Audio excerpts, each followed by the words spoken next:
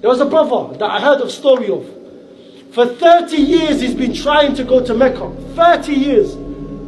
He wants to see the Kaaba. Every year, for some reason, his visa gets rejected. Every year. You ask him, why? Bro, look, I'll show you the papers, my guy. Saudi Arabia is not accepting me for no reason. I don't have a criminal record, I don't have nothing. Akhi, there must have been something you done that's so terrible. Allah subhanahu wa ta'ala does not allow you to enter his house. What's the situation?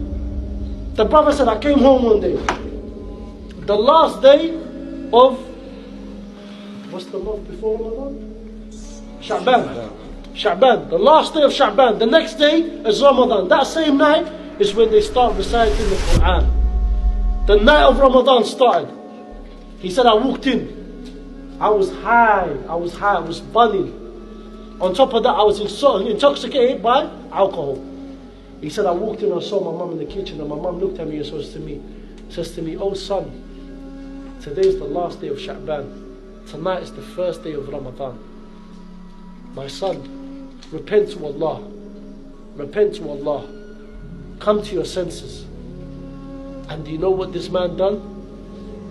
The man said, I was so intoxicated while my mother being in the kitchen. He said, I pushed her so hard that she burnt all of herself here.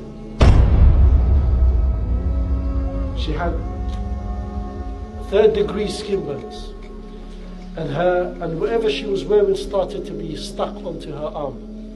And all of going up here with her hijab on, it was also stuck to the level where she had to go into an emergency surgery. Her mother asked and wanted good for her son. Her son pushed her mother to such a level, she now has to suffer with this for the rest of her life. The brother says, I believe because of this action that I've done, Allah subhanahu wa ta'ala has rejected me from entering his house. So the Shaykh said to him, go to your mother and ask her for forgiveness. He said, how can I go to my mother and ask her for forgiveness when she has returned back to Allah?